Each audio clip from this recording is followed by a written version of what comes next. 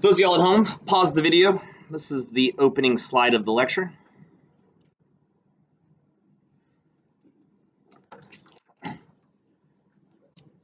All right, so yesterday we went over a handful of things, mostly focused on significant figures and your ability to count them and calculate with them. Yeah? You feel good about sig figs? Maybe? Practice and get better. We have a handful of other measurement techniques that I want to go through. Some of them that you probably recognize in terms of like unit conversions and precision accuracy. So let's jump into some stuff. Actually, before I share that though, let's just talk about the difference between these two words, precision versus accuracy. Usually, if someone were to ask you to tell you to tell the difference between them, you wouldn't be real good at it because the two words seem to be so similar to one another. But as you wrote down, precision is a look at whether or not an instrument is able to give you the same reading, the same measurement over and over again. For example, let's pretend there was a scale on the ground in front of me, and I stepped onto the scale, and it said 408 pounds. And I got off really quickly because it kind of scared me. And I stepped back onto the scale, and it said 407 pounds. And I got off quickly one more time. Then with my fingers crossed, I tried again. And this time it said 408 pounds. Based on that definition, do you think the scale is being precise? It is. The scale is being precise because it has the ability to repeat the same measurement again and again. That's what precision is. Accuracy is whether or not the value that an instrument gives you is correct, whether or not it reaches the standard or reaches the goal that it's supposed to reach. Is the scale in my example being accurate? I mean, well, look at me. I mean, be nice. Yeah, right, because I'm more like 305 pounds. No, it's definitely not being accurate. Now, notice in my precision examples, they weren't the exact same number, right? I went 408, 407, 408. So it doesn't have to be perfect. But that's the basic difference between the ideas. Let's elaborate a little bit.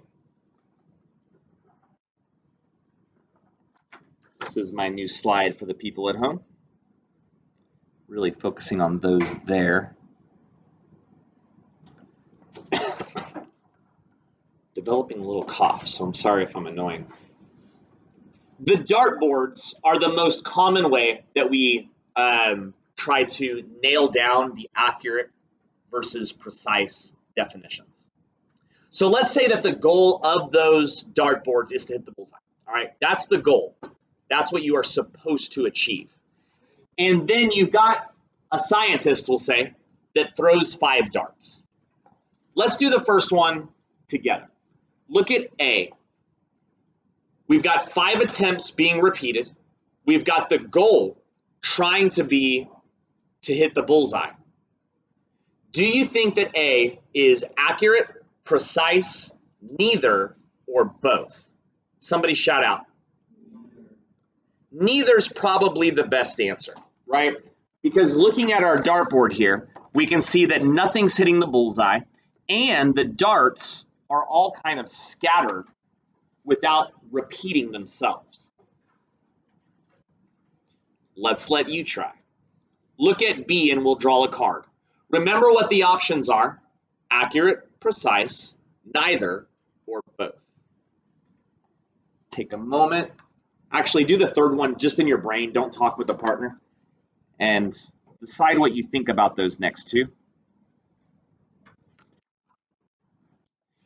Let's go somewhere. Let's go over to cluster 6.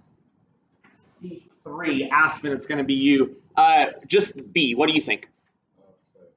The guess is precise only. Do you agree or disagree? I agree.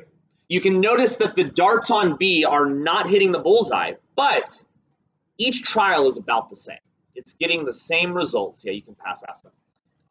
Over and over again. Let's go somewhere else. Let's go over to cluster 2, C2. Hey, 2, what do you think about C? The guess is accurate only. Do you agree or disagree? Ooh, they're being, oh, he forgot that there was other options. Yeah, the third one is both. It's accurate because it's hitting the bullseye. It's precise because all of the darts are, well, near each other, repeating those results. Based on the way I've described this, then, is there a way that the scenario could be accurate but not precise? Think about it. What would the dartboard look like if I were to say that the results are accurate but not precise? Is it possible? One giant circle. Why? If it was one giant circle, what would you have to do to the darts to have them become the center? There's a word I'm looking for. Look back at your definition for accurate. There's something we haven't talked about. What did you put? What was in the parentheses about accuracy? Accuracy can also be average. Look back at the first dartboard. Now, we said that the first dartboard was neither. And we'll stick next to it. That's probably the best answer, neither. But there is a subjective argument that if you were to average all 5 throws together, that it would average towards the middle.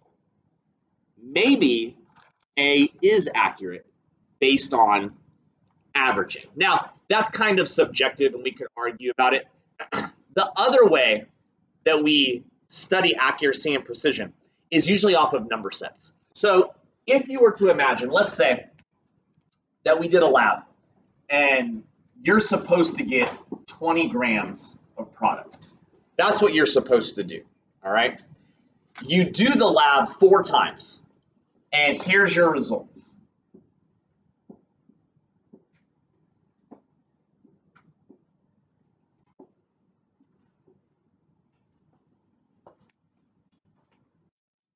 Again, if you do the lab perfectly, you're going to get 20 grams, all right? You did the lab 4 times, and that's what you got. Are your results accurate, precise, neither, or both? What do you think?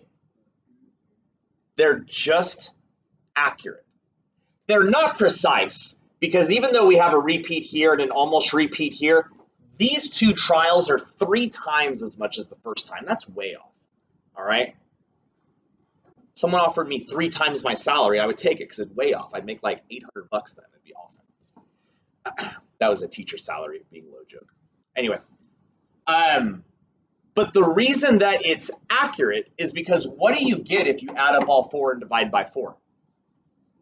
You get right on top of 20, right? So they would average out perfectly, and that's a less subjective example where we're not really judging. It's like really going to hit that target. Questions? Easy? All right. Let's keep going. Does anyone here know how to do scientific notation?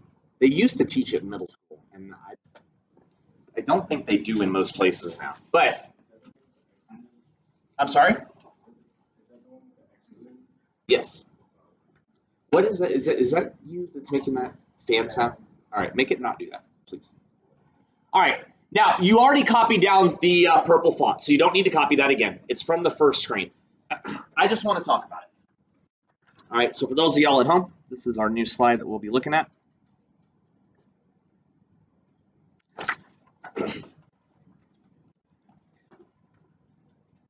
What's that purple number? Does anyone know how to say the purple number? I mean, they're all the same, but the first part, what is it? 9,640,000. So at least we're on the same page there. Now, not only does it take a lot of time to say, but it takes a lot of time to write, especially if you're doing some kind of like write-up where you're having to keep referring to that number again and again. It takes up space and it's really annoying. So What scientific notation allows us to do is write long numbers in shorter form. Not necessarily big numbers. Some numbers that we deal with in here are really small. Like if I were to ask you, what do you think the mass of an electron is? All right, well, we haven't talked about electrons yet, but it's a smallest part of the smallest particle that exists. So the mass of it is a massively small number. That's an oxymoron. All right, it's a really, really long number, even though it's really small because it's got so many leading zeros. And if you wanted to discuss the mass of an electron, it's an annoying number to have to write. So we do scientific notation. Here's what I want you to notice. The middle part of the expression makes the 9 million number become a number between 1 and 10. Do you see how base where that decimal is? It's 9.64. That's the first rule of our scientific notation. We are going to move the decimal to wherever it needs to be moved to make the first part of the expression be between 1 and 10. Then it says times 10 to an exponent. That exponent's going to be the number of times that we had to slide the decimal. I'm about to show you examples. But look at the last thing that I have the equality equaling. You see how the times 10 is gone? What was the times 10 replaced with? A capital E. Yo, that's the way that I write it. That's the way that we use it all the time in AP for those of you that are continuing on with me, because it's even shorter. Even on your calculator, I'm going to show you how to make the screen say capital E instead of times 10 for that part of scientific notation. So really, this is the expression that we're pushing for. Because what I see is 9.64 times 10 to the 6th power. Was there a question there? Sorry, you had your hand up. I didn't.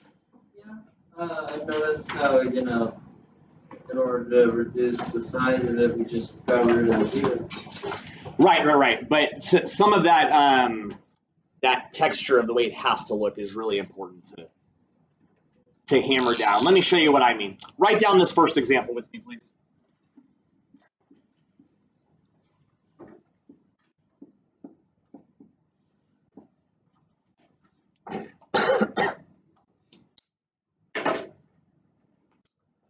$44,578. Yeah, it's a big number. I mean, it's not huge. It's not that annoying, but whatever. I don't want to write really annoying numbers. We can do this with any of them. Here's what the starting question is if I wanted you to write this in scientific notation. Where would the decimal have to live? Right now it's right there, right? I'm not showing it because you don't have to. But you know that a number without the decimal's at the end, right? That's not new news. Okay, good. So if the decimal's right there, where would it have to be for this number to become a number between 1 and 10? Just shout it out. In between the 4s. That's the only place the decimal could live to make it be a number between 1 and 10, right? If it was there, it'd be 0.44, too small. If it was there, it'd be 44, too big. That's the only spot. So what I want the number to become then, if the decimal is right there, is 4.4578. There's my number between 1 and 10 to shorten it. It is. We're just going through the steps. We'll worry about using the actual numbers we're shortening later. Now the question becomes, how many times do I have to slide this invisible decimal to get it to that spot? 1, 2, 3, 4. So what I'm going to do is put the capital E, which stands for times 10, and then the number of slides necessary, which is we just agreed is 4.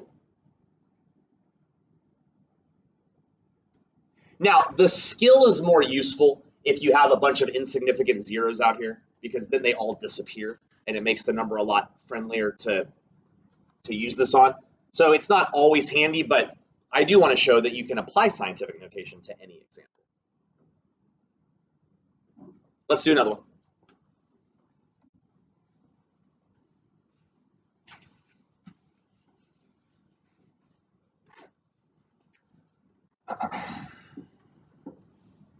1, 2, 3, 4, 5, 6, 7, 8. Do you count 8 zeros?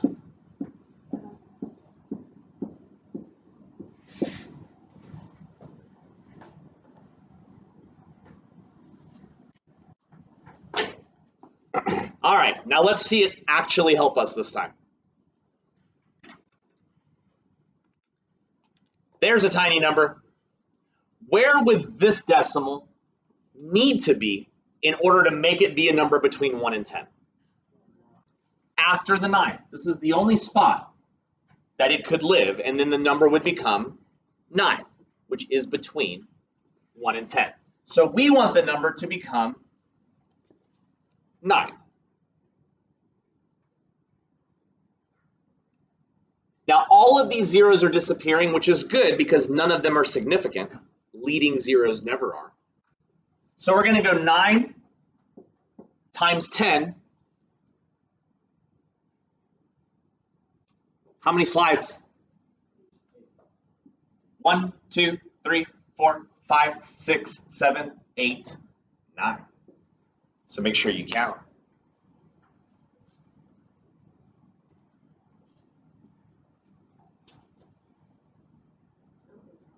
Something is wrong. The difference between whether your number starts big or small is the difference on whether or not this exponent is positive or negative. The answer here is 9e negative 9 because the starting number was less than 1. Now, some teachers teach it based on whether you're sliding to the left or the right. I think that's a dumb way to learn it. You can learn it that way if you want to, all right? If you're sliding the decimal to the right, it's going to be negative. It's a lot easier in my mind just to associate it with large or small. If the number starts as a big number, then you want a positive exponent. If the number's baby number, then you want a negative exponent. But make sure you check, all right? Because if you go 9e9, then that's going to make that become a huge number instead of a small number.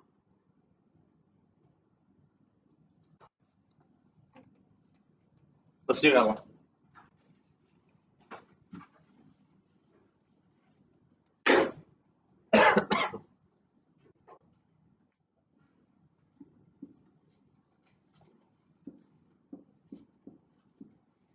$10,590.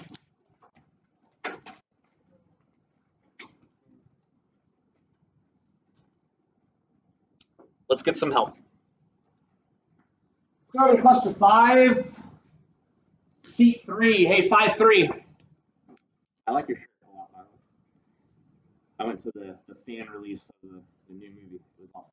Hey, 5-3. Where does the decimal need to live in order to make this be a scientific notation type number?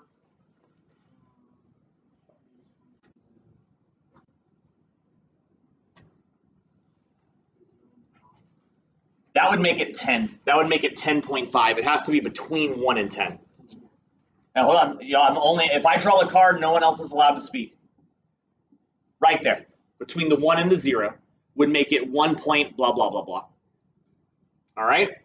Therefore, we've decided that we want the number to be 1.059.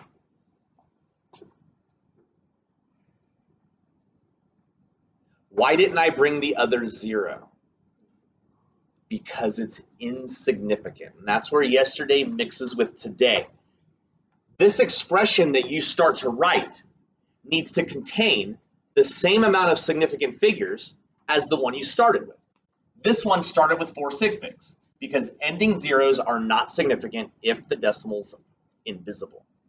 But now in my new expression, we have to have a decimal because it's scientific notation. So we've got to make sure I still only have 4 sig figs. Times 10. Let's go talk to someone else. Let's go to cluster 2. It's gonna happen again. I hope not too. Just seat 1, Aspen. Wait, Aspen's moved, right? Hey, Aspen. How many slides do you count? The guess is 4. Let's see. 1, 2, 3. You can pass Aspen now. Hey, is that 4 all right like that, or do we need to make it negative? It's good. As long as your starting number is above 1, then it's positive. Easy, yeah? Well, let's see. You practice. Whoa.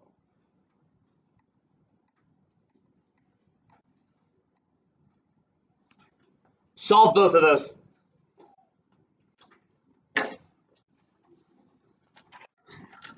These are the 2 they're working on.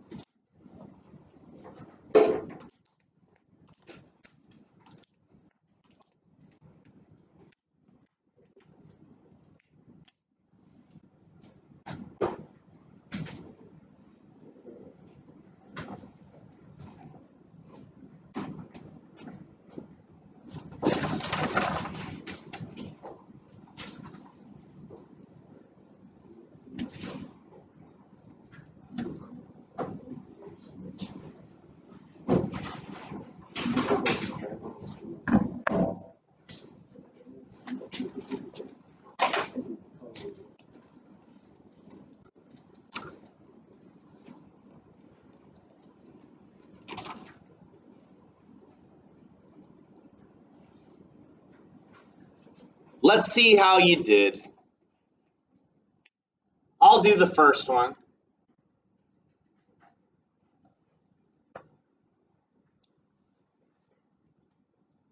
In order for this value to be between 1 and 10, the only place I could move that decimal to is right there. It would make it 5.1 and a bunch of junk.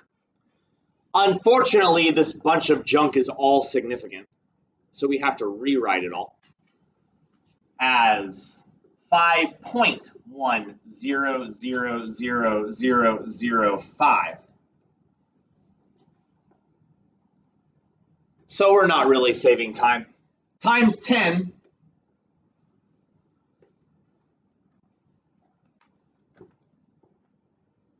target cluster 1, C3. Hey, 1, 3. It's 2 in a row.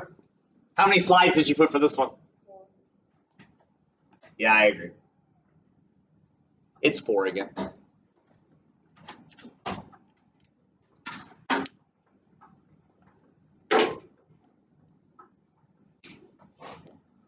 All right, moving to the other one. Cluster 1 again. Is it even possible? Can you believe it? I swear I shuffled these. Hey, 1, 3. Where does this decimal need to live in order to make it be between 1 and 10? Beautiful. At this point, it would just become 8.26. None of the other zeros come because none of them are significant. Somebody shout out the decimal or the exponent. What's it supposed to be? Times 10 to the negative 4. Negative because it's a number smaller than 1. Yeah?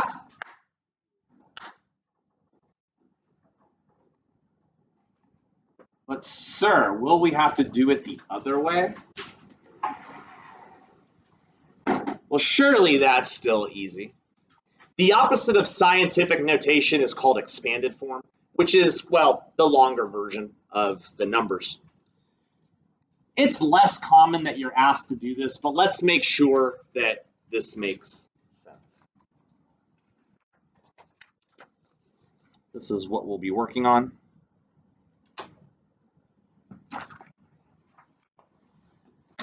All right. So if we have 9.5 e negative 3, and I'm asked to write that in expanded form, well, the number would start as 9.5. We know right away that we're going to slide it 3 times, right? But do we want the number to get big or small? Small, because of my negative friend right there. So make sure you do that. And even if you do it the wrong direction first, if you start sliding it this way and be like, oh, whoa, I'm starting to get zeros on the wrong side, then undo it. But we need to slide it 3 times. So the first slide, we'll put it on the other side of the 9. And the next slides will start creating zeros. It looks like we want 2 zeros overall. All right, avoid dead babies. Then get your 2 zeros. And then your value.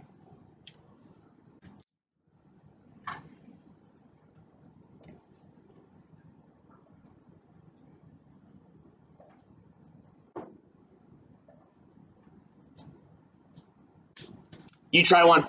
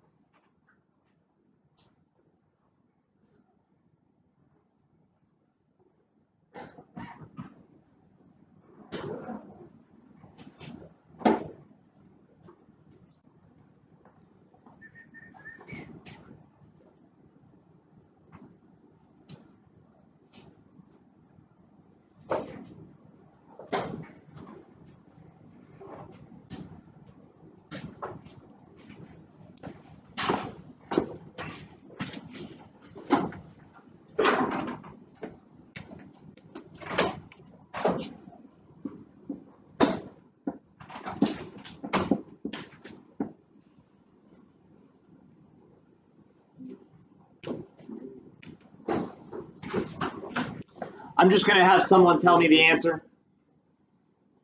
Read me out the numbers. Let's go over to cluster 6. C4. Aspen, can you just read me what you got? 123,000. Do y'all agree or disagree? So that one saved us a little bit of time. By the way, you don't have to put commas in this class. Sometimes they look like decimals and just get you in trouble. Any questions on how we did that? Sweet. I only have one more skill to go over with you. Final skill of the day.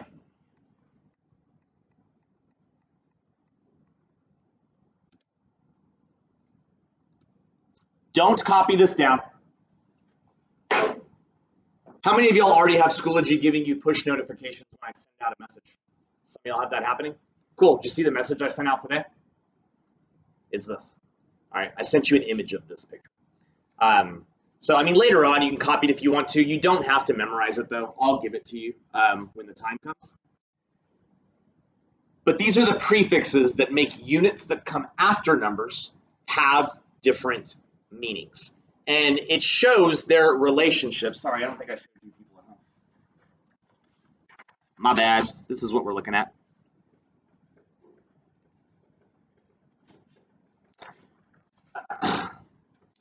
These prefixes help make our numbers more manageable.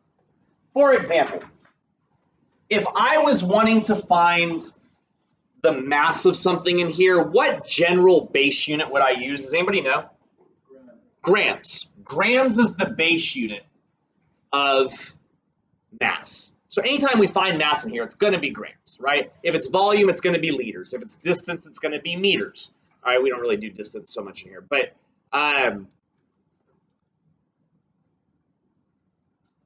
if I'm measuring something that is not average size, though, just using grams can lead to annoying numbers. Like, what if I wanted to know how many grams this elephant over here is? Just using grams makes that a really big number. What unit would be better for my elephant? That might be too many. Yeah, probably kilograms. All right, but at least you went the right direction. All right. But yeah, kilograms would be good for the mass of something large because of what that prefix means. But what if I wanted to know the mass of an ant? Not an uncle, an ant. Just kidding, the insect. What unit would we use for the ant? Yeah, probably milligrams.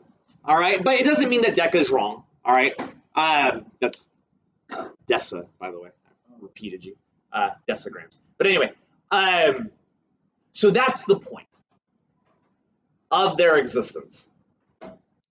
What I want you to be able to do today, though, is convert between them. If I give you one part of the unit, if I say that I have, for example, 35 kilograms, I want you to be able to convert that to these other units in a way where the values are the same. The numbers are different, but because the units are changing, they're ultimately the exact same amount. Look back to the opening slide of today, and you wrote down a little blurb at the bottom. It said something along the lines of, if the unit gets smaller, the number gets larger, and vice versa, which means if the unit gets larger, the number gets smaller. It's an inverse relationship. Let me show you how that helps us.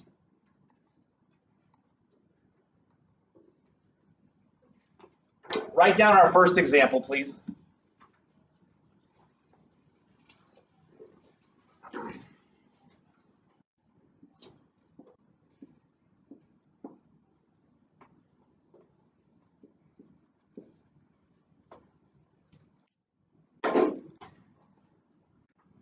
Now, I want to point out that there's a blank spot kind of in the middle of the table. This blank spot right here is referring to where it's just the base unit. Like, it's just liters, all right, with no prefix in front of it. All right, so it's living there basically to the power of 0 if you look at the way those powers look. So here's what we want to do. I want to change 0.53 kiloliters into just liters. Let's see if we can think through this. Kiloliters to liters, all right. Kilo to no prefix. Make sure my people at home are happy. All right. I'm not asking for answers yet. From kilo down to nothing. All right. So my question then, is the unit getting bigger or smaller? Smaller, right? It's like a ladder. If you're going up, it's getting bigger. If you're going down, it's getting smaller. The unit's getting smaller. So what should the number do? Get larger. All right. And if you're like, how did you know that? Then go back to the first slide. You wrote it down. All right. If the unit gets smaller, the number gets larger. And that's the most important thing to know. Because with this in front of you, the decimal slides are really easy. So we've got 0.53.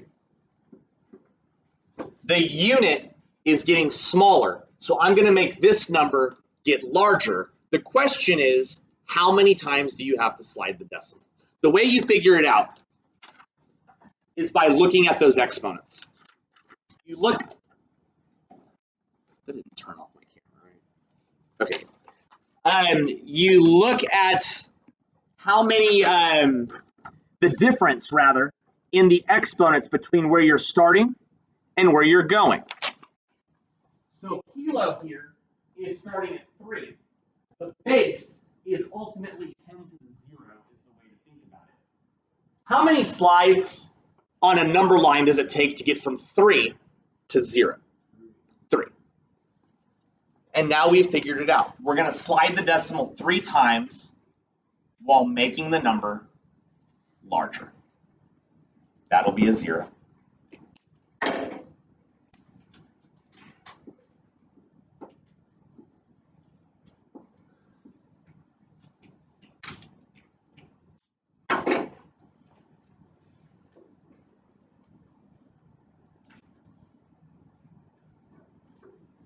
Let's do another one.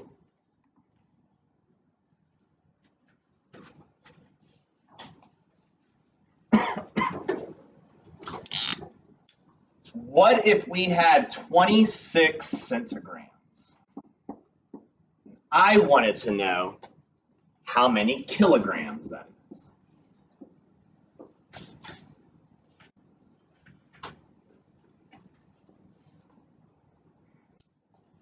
All right.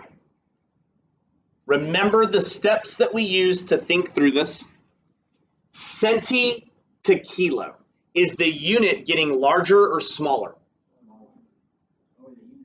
Centi to kilo. Yeah, the unit is going from here up to there. So the unit's getting larger. So the number needs to get, so we know that we want 26 to become smaller. So we already have that in our head. We want the number 26 to become a smaller number when we're done moving the decimal. The question is, how many times do we have to slide the decimal to make it happen? All right, well, look at where we're starting. We're starting at centi, all right, which is -2, and we're going to kilo, which is +3. So thinking about integers, how many clicks are there between -2 and +3? 5, right? It takes 2 to get up to 0 and 3 more to get to 3 for a grand total of 5 slides. So I'm going to slide the decimal 5 times while making the number smaller. 1, 2, 3, 4, 5.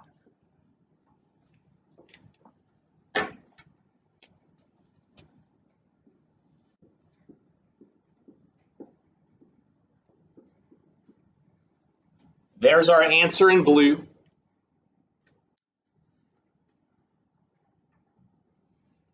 .26 centigrams is the exact same thing as 0.00026 kilograms. And you could have saved yourself time and written that in scientific notation instead, right?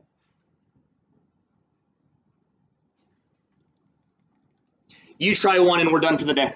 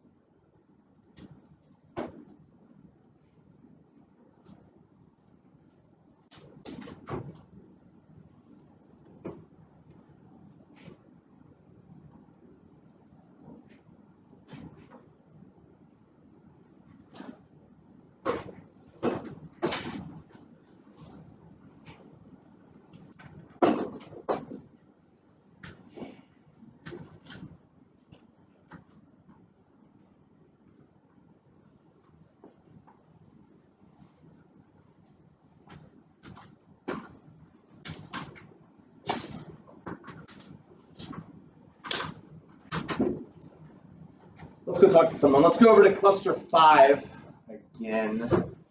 Seat 4, Aspen. Did the unit get smaller or larger? So the number's going to get perfect. Yeah, the unit's getting smaller, the base to milli. So I know that my 110 needs to become larger. So I need this decimal that's right there, even though he's invisible, to slide out. How many times? Somebody yell it. 3. Because Meters is the base, it's the nothing, it's the 0. Milli is -3, and it's 3 clicks to get from 0 to -3. 1, 2, 3. For a final answer.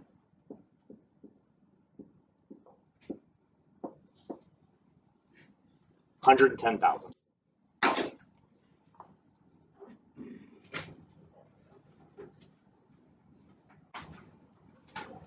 Dry lab tomorrow, y'all.